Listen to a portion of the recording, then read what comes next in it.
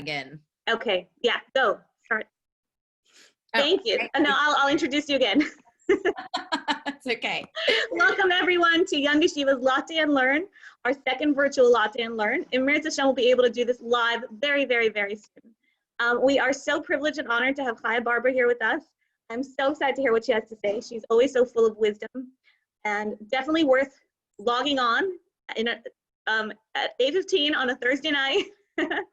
Listen to what she has to say. So please, Chaya, go ahead. Thank you, Mary. I hope that people are able to also like be productive, cook Shabbos while they're listening or whatnot. So for starters, thanks for having me here. It's very exciting. I'm very honored and privileged for anyone that's logging on because, you know, competing events and whatnot, and anybody who takes the time to listen afterwards, that's even more flattering. So this week's parsha is Parsha Shlach, which is a very cool parsha, and it's pretty loaded. And, you know, there's the common themes of like the Meraglim, for example, which is a story, you know, in and of itself that you could explore for hours. But just to like kind of recap it very, very shortly. So we have the 12 spies, right? One from each Shevet is sent to check out the land. And in short, they come back with a very bad report. In fact, you know, Lashon Hara of some sort. And as 10 of the 12 spies are saying these bad reports, Kalev stands up and says, actually, no, that's not correct, and don't listen. But by the time his voice is out there and, well, you know, he takes the platform, it's actually too late. And then Yeshua kind of, you know, stands up with him and you know, backs him up and says, this is what Kaleb's saying is correct. And still the people they're gone. Like, you know, when you've just lost your audience completely, you know, your kid is just not even hearing what you're saying anymore type of thing. So that's where Bnei Israel were. And all of a sudden they're weeping and they're crying, they're almost ready to kill Yeshua and Caleb. And Hashem basically intervenes and says, okay, everyone's staying put for the next 40 years, sorry. And anyone who was crying and was so distressed, well, they're not getting to see the land. Now, the reason why this story is quite fascinating is because in Tanakh, there is another story of Mevorchim Yosef, which shows a lot of parallels. So, I mean, I don't have like a board or a screen in teacher mode to show this to you, but the idea is that if you put these stories together, you would see that there's actually a few different similarities that occur in these two stories. Yosef, I was just telling Mary before, is my absolute favorite figure in Tanakh. So whenever I can interweave his story, I love to do that. He really is like, there's so much about him that's so relatable. I mean, not that we're all second in command or that we've gone through the same trials and tribulations, but there's so much that you can learn from his personality. So the parallels in the story is that what we have is we have the 12 Shvatim, for starters, members representing each Shevet.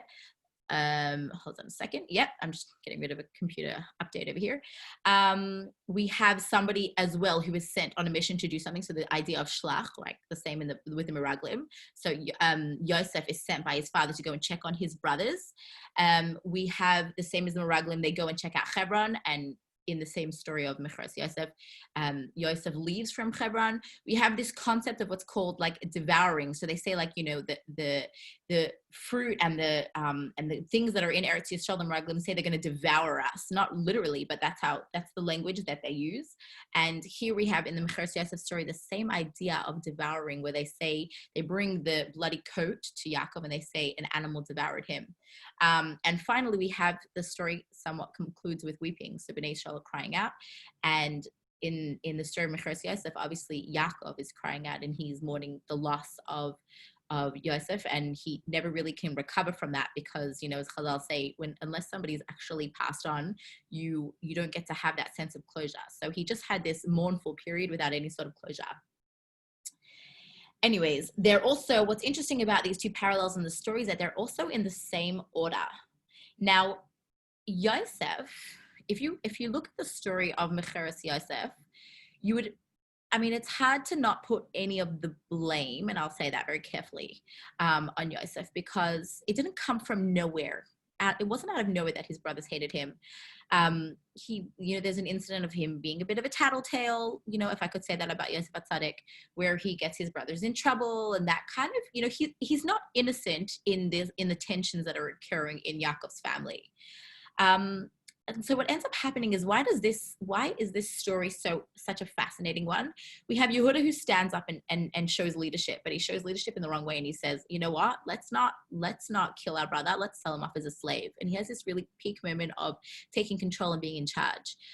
And we see that generations later, as we come to this week's parsha, the story of the Meraglim. And I hope you're following with me because it's a little bit technical. So in the story of Meraglim, our two main characters are Yehoshua and Kalev. Now, Kalev is actually a descendant of Yehuda. He's from Sheva Yehuda. And Yehoshua is a descendant of Ephraim, of Yosef, in essence. So we have these two characters of the story of Mechros Yosef. We have Yosef and we have Yehuda. And then in the story of Meraglim, we have Kalev and Yehoshua. And Kalev is related to Yehuda. And Yeshua is related to Yeshua is related to Yosef. And there's something significant about that. And what we see here is that they're actually coming in this week's parsha, Litaken, if you want to say, to fix the mistakes of their predecessors, of their ancestors. And how do they do that?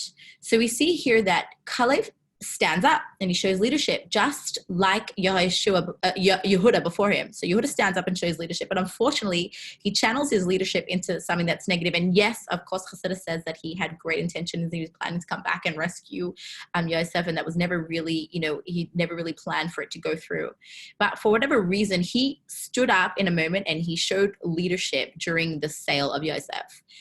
And he, is forever repenting for that mistake, and he's put in cherem by his brothers, and he's really ostracized. But when Kalev stands up, he's coming, within the story of the Meraglim, he's coming to fix that mistake. And the same is true with Yehoshua. Yehoshua is hearing the Lashon Hara. He's hearing the bad tales that the other 10 spies are saying. And he's not happy about that, and he's trying to fix that mistake that's within his past of Yosef, who was saying Lashon Hara about his brothers. So the idea that I'm trying to bring out here is that we all have different kind of character traits and different opportunities, and how we channel them is what's going to be the most important. Sorry, I lost a little bit of light here. So how does that relate as well to another incident that we have in Parsha Shlach? So in Parsha Shlach, we have a very interesting Maftir Haftarah, and it tells us about it's the opening of Sefer Yehoshua. And much like Yehoshua, much like Moshe before him, Yehoshua comes and he sends spies. This time he sends 2 spies to check out the land. And it's an interesting story what happens. They go to this place called Yericha, and they go to the house of Rachav, who is labeled as a zona. So either the zona, the expression zona is going to come from the word mazon, which means she literally to be full like mazonis. So she actually ran, according to one opinion, she ran a bed and breakfast where people would come to feel satiated. And so it makes sense that these 2 spies ended up at her, bed and breakfast equivalent. But according to other opinions, zona actually means, a harlot, a prostitute. And it was said about Rachav, she's such a fascinating character. So she, at the time, it says that she learnt the trade. If we're going with the opinion that she was a harlot or a prostitute, then she learnt that trade from age 10. And she practiced it for a very, very long time, I think till about, is she 40 or 50? I don't even remember. I think she's 50. So she practiced this trade for 40 years. And when these 2 spies come to her, and they come to the city of Yericha, and they end up in her house or in, the brothel, she says to them, she has a conversation with them, and she says how she's heard about Bnei Israel and how the whole country, the whole world is in awe of you and as Bnei Israel, and they've heard about what Hashem has done, etc. And she makes a big hullabaloo about it. And the commentaries explain she knew this. She was well informed because there wasn't a dignitary or a prince or anyone of importance that didn't come to her and use her services, which obviously is not the greatest reflection, but Rachel was known for her confidentiality. In fact, she was known for using 3 significant items, and that was she had flax, material made out of flax, and that's how she would use to conceal guests that were inside her residence. She would also she also had a window that was on the outskirts of Yericho. So her lodging was right on the border. And if people came in through the window, she would throw them out a rope and they would be able to climb in. And all of a sudden they're inside Yericho and they could, discreetly come in and out via the window.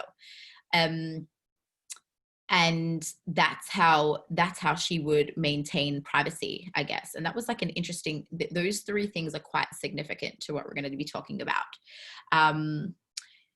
So what ends up happening is that these three Meraglim come in and they come in and she hides them. So there's a discovery that there are spies inside Yericho, and whoever, the king sends his messengers to come and tell Rachav, like, where are these spies? And she quickly hides them on her roof under the flax. And that's how she conceals them. And she sends the spies on a decoy and says, actually, they went that way. They were here, but they're not here anymore, etc. And then she lets them out via the rope out of the window.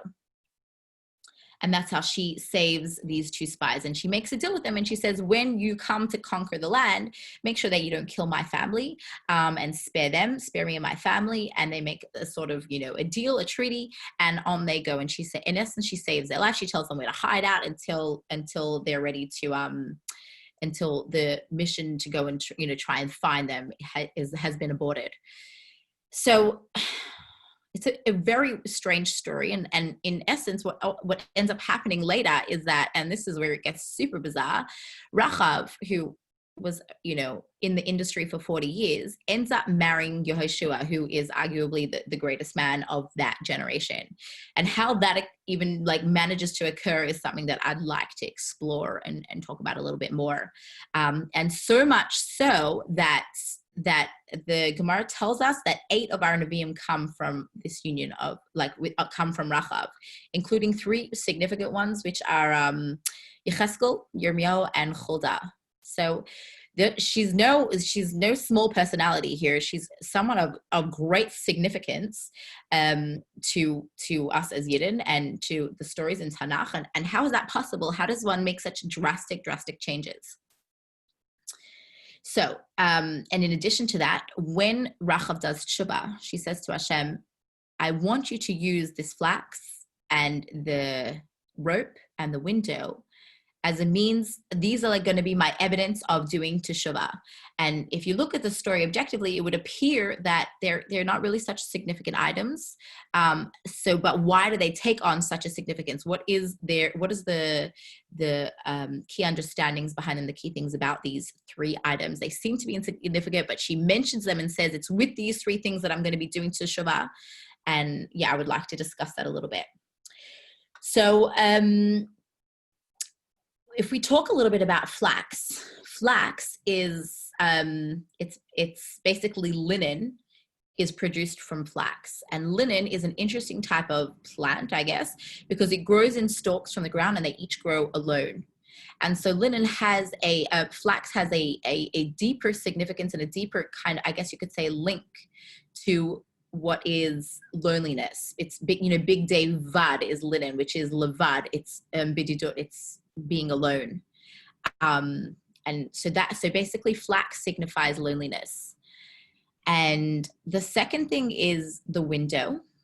The window signifies our perspective, what you see when you look outside, your perception, your reality, what your view of reality actually is, the glasses that you're wearing when you look at the world. And the last thing is the rope, which is, a rope is something that kind of ties point A to point B. And it's all about connections and about linking. And these 3 things take on something that is a much deeper understanding. If we look at the story of Rachav and if we look at this week's Parsha, we can understand this on a really cool level. So what really would have driven Rachav's career, if we could call it that? And her career, there's a certain an addiction that can be paralleled here. It's a little bit complex, so follow with me along here, and you can pause and tell me how you're not making sense, and I'll explain it again. So what motivates her career is a sense of loneliness. When someone is looking to make many connections with many different people, and they're always looking for the next fix or the next relationship or the next thing to get them going. And it's coming from a deep sense of loneliness. And it's oftentimes people that are quite complex and deep and spiritual are the ones that struggle with that sense of loneliness the most. You know, if you have a relatively shallow personality and a personality type, you don't necessarily feel things as different as deeply as somebody else who has much greater depth to them. Interestingly enough, I think it was Rabbi Twersky, who says that the common denominator amongst people who had addiction, I believe it was, and people who really struggled, was a really deep sense of spirituality, and people that were looking to make connections, and they were looking to escape from that deep sense of loneliness that they felt. And at the end of the day, everybody has that sense of loneliness, and no more than it's no more or less in 2020. If you just have to look at, I guess, social media without meaning to sound too cliche, but people looking for all kinds of shallow connections and basing their feelings off of likes and interactions on social media and responses, and it's really it's different obviously from Rachav, who was in search of that, but the underlying thing that they're looking for, that connection, is really quite the same. Nothing's changed in terms of human nature. So there's a very interesting idea about Rachav in her name, that she is Rachav, she's large, she's broad, she felt things very, very deeply. And so that is kind of what motivated her career, trying to make those connections. And when I believe it is in Sefer HaGilgulim, but I'm not 100% certain, Sefer HaGilgulim comes and tells us that actually Rachav and Yehoshua in their union were reincarnations of the souls of Yosef. So again, linking back to Yosef over there, and Potiphar. And Yosef really, really epitomizes these three things. He links back to the flax and the window and the rope, much like Rachav. If ever there was a character in our history who could talk about loneliness and the struggles of being alone, it's the boy, who's, I think his mother died when he was 9, and his brothers sold him into slavery, left him to die, and then sold him into slavery. So he doesn't have an ally in the world, and he's by himself in a foreign country, and he gets into trouble there, and he's left into the dungeon. And if ever there was someone who could claim the sorrows and the struggles of loneliness, it would be Yosef. And your heart's just going to break for a 17-year-old. And if you have a 17-year-old, or a 17-year-old, and like the kind of angst that you go through when you're a teenager, and when, especially for the type of person that feels things deeply, and then you think about Yosef and what he went through, it's just it really blows your mind.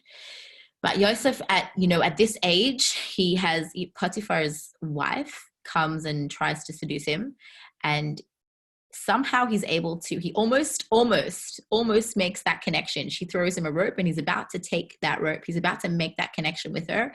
And what happens? It says that he looked through the window, right? So here we have the window. And what does he see? So according to some opinions, he sees his father's image. And according to other opinions, it wasn't that he just saw his father's image. He saw himself as a reflection in the window, but he saw it from his father's perspective, what his father's perception of him was. He saw that in the window. And that's what stopped him.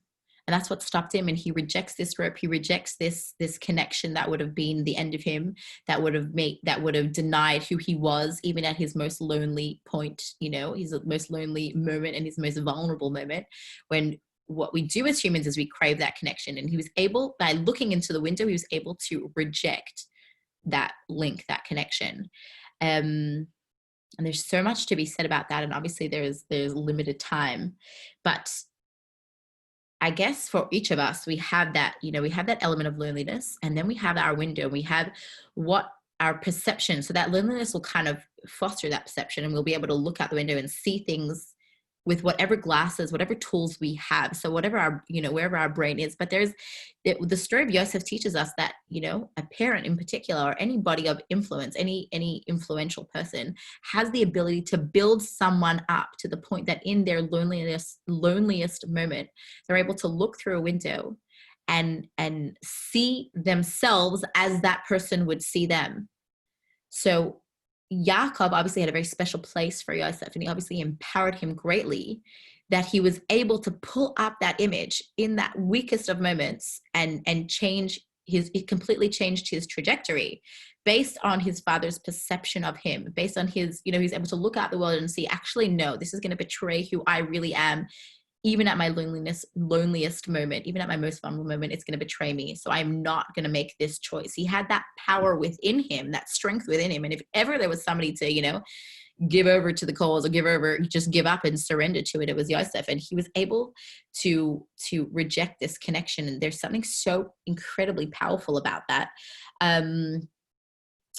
And it links with Rachav as well. If we take this idea back to the story of Rachav was saying, Hashem, look, I've done the wrong thing, and I've really channeled some of my skills and talents and my personality in the wrong way. And I've used this flax, and I've used this window, and I've used this rope. But now I'm going to take those three things and I'm going to channel them towards positivity. I'm going to take them and completely transform my life at age 50, by the way. I mean, those days, 50, you're basically dead. But, at 50 years old, she was able to completely change over to the point where she was able to marry Yehoshua. And not only was it that she was able to marry Yehoshua, it was befitting of Yehoshua to marry Rachav, which is really, it's quite mind-blowing when you think about that. That it wasn't just, it happened to be. This was like a shidduch. This was a shidduch that was made and it was perfect. And I think that that holds true. There's so many, it kind of made me think of something that I was, on social media. Speaking of, I was listening to Danielle Renov talk about it on Peace, Love, and Carrot. She was talking about Parsha Shlach. So I picked up, of course, because I knew I had to give it to our Torah here. And she was saying how we are capable, much like this theme here, we are capable of holding a lot within us. We have the capacity to bring our, past mistakes and errors and failures and demons, whatever those are in Rachav's case, and in our own cases. And we're able to say, I'm not going to let those hold me back. I'm going to take those and channel all that energy and all those neutral character traits and neutral abilities and skills. I'm going to, and the same way that, at the beginning of this idea, I was talking to you about Yehoshua and Kalev, who took the past mistakes and they brought them forward and transformed them. We are able to do that too. And it's not a contradiction to feel the mistakes of the past, or to bring whatever it is, trauma or hardship or struggles, trials, tribulations, whatever it is. Sorry, I'm just going to using my screen to get some light here. We're able to take all that and use them as a means to move forward, kind of use them as, bricks to stand on top of and to build ourselves back up.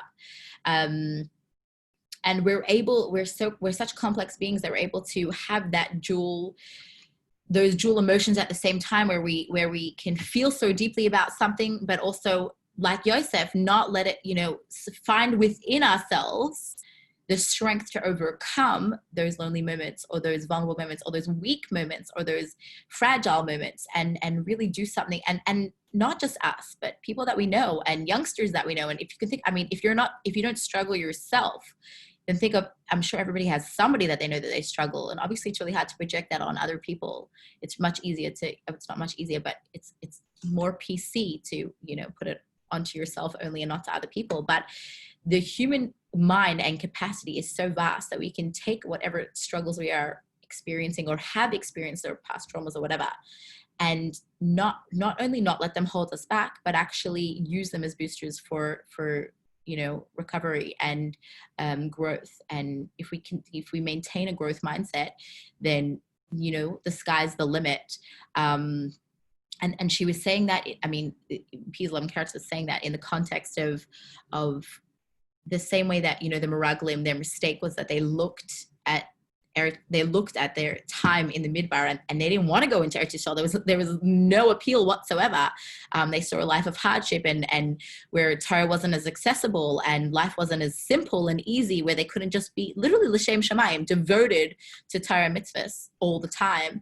And they rejected that. They didn't want to be a part of that. And she compared it to us and the way that we sometimes feel about Mashiach. And I thought that was so incredibly powerful that, you know, sometimes we do feel complacent, and maybe now the world's on fire and completely topsy-turvy, but on a regular week when it's not 2020, life isn't that, you know, for a lot of people, there are elements of it that are positive and that they wouldn't necessarily want to change with the arrival of Mashiach. And we are able to enjoy, what she was saying is that we're able to enjoy elements of our life now, and still at the same time simultaneously yearn for Mashiach and want for there to be that ultimate utopia and to be, you know, a world where I mean, we have the world, we have Torah at our fingertips. You can watch it on Zoom, you can download it, you can listen to it while you're cooking. There's so many areas where Torah and mitzvahs are accessible. But we shouldn't reject the idea of Mashiach. We should be yearning for it at the same time. I've taken like 7,000 themes and I've like put them into one big chalent pot. So I hope you're following here, Miriam. I'm also noting that I'm way over time. You meant to stop me. Never. I will never stop you. Because I could ramble all night, you know me. But I hope that made somewhat of sense, because that was like so many different ideas kind of just mushed into one. But that is, I guess, what I had to say. I hope that kind of inspires you about the parsha. I hope that you know, you can take something away. This can relate to you on some sort of level, because I found it quite powerful. But yeah, getting rid of that complacency within us, realizing the depths of our capabilities and our what we're able to achieve, and not, you know, not getting held back, and channeling all our character traits, I guess, for the positive. The end, guys. That's it for me. Thanks. That was really good. Thanks, Rachel. That was so powerful and so fascinating. I love when you just take all these different stories of Tyra and show that everything is connected. It's the coolest thing in the world. Right.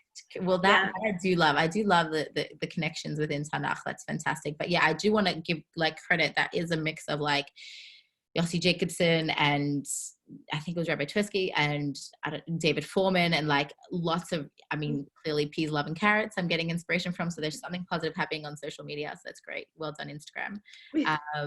But yeah, so that's where credit, that's all the sources and whatnot. Thank you for doing all the research for us. and no one can present it the way you do. Thank you so much, Chaya, for seriously so much to think about. There's like tons packed in there, and it's so incredible. So we're truly grateful for you coming out tonight. We know how hard it is to come out and prepare for something like this, and then to deliver it. So really, really thank you so much. If anyone wants to say anything or ask any questions, you can do that now. You're on mute. We can't hear you. No, you're not on mute. Why couldn't I hear you? Me? All right. No, you're good. Anyone have any questions they want to ask? Otherwise, we will wrap up. You were so clear. There are no questions. All right. Thank you, everyone, so much for coming out. We really appreciate you coming. And thank you, Chaya, again. And in Meretz Hashem, next time we'll be able to do this in person. I truly, truly hope so. Amen. But this was really wonderful. Have a good Shabbos, everyone. Good Shabbos. Good Shabbos, everyone. All right. I'm going to stop the recording.